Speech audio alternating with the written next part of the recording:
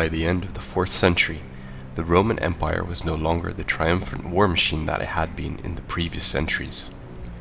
It had been divided in two, the Eastern and Western empires, to better deal with the multiplying number of threats: the Picts, Saxons, Scotti in Britain, the Germanic peoples from along the Rhine and the Danube, the Sassanid Persians in the Middle East, and the Moors in North Africa, along with many usurpers of imperial authority.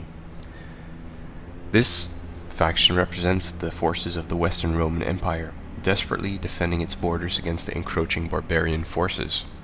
It uses the Romans' battle board from the Age of Invasions, previously called Aetius and Arthur expansion for Saga. Romans use a separate mechanic called impetus, which represents the momentum of the warband. Your warband starts off with a maximum of 4 impetus, and various advanced Saga abilities add attack or defense dice based on your impetus level.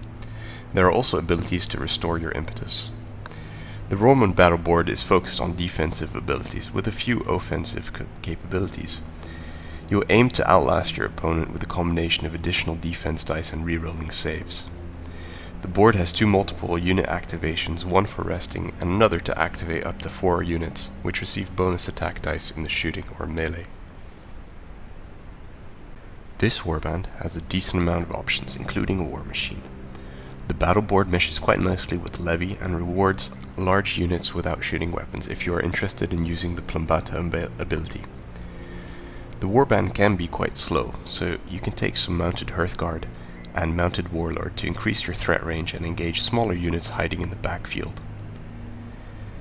6 levy can be swapped for a Maniballista. This war machine has a range of 2L and gains as many shooting dice as half the models in the target unit, and gains +1 on its attack dice rolls, much like crossbows.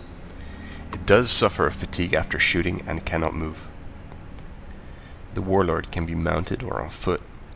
Hearthguard can be mounted or on foot. Warriors can either have bows or have no special weapons. Levies can have javelins or just spears.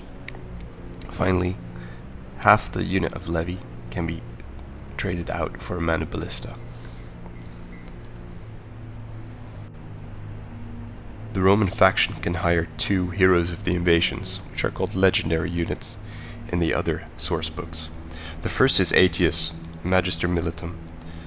He has some special rules, including being able to hire as many Huns as he wishes, and also a very useful ability where Roman units do not suffer fatigue for the second move that they perform, unless it ends in shooting or melee. The second unit is the Cataphracts. You can upgrade 1 unit of up to 8 mounted Hearthguard into this unit. They count as heavy cavalry. You can take warriors which are mounted, however you can't take any horse archers. If you would like to start collecting the Roman warband, you're in luck. There are many different manufacturers. If you want to stay relatively historically accurate, you might want to have a look at the Gripping Beast Late Roman Infantry plastic box set. This contains 44 plastic warriors, including 20 lightly armored models, 16 with bows, 8 armored models, and some command sprues. This is a very economic way of getting the warband together.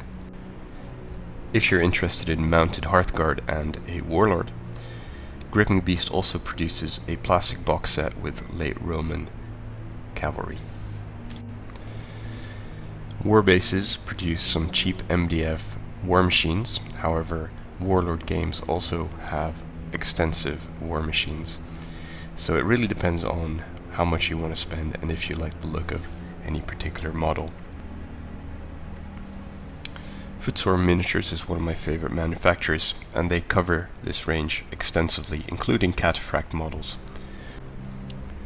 This battle board cannot be used in other ages. However, if you're not too worried about historical accuracy, the Romans and Roman dice can be used in the Age of Invasions for Eastern Romans, using the Last Romans battle board from Age of Vikings. Also, it can be used in the Age of Vikings Last Romans, Age of Crusades for Byzantines, or Cilician Armenians. This warband is very flexible in its composition. Personally, I like to run the mounted warlord and 2 points of mounted hearthguard. I also tend to take at least 2 points of levy just with spears, since they have some very nice abilities on this board and are very survivable.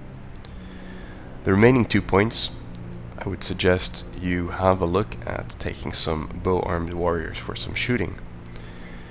Normally this is an optimal choice, but there are some nice abilities on the board which makes them very survivable, even in close combat.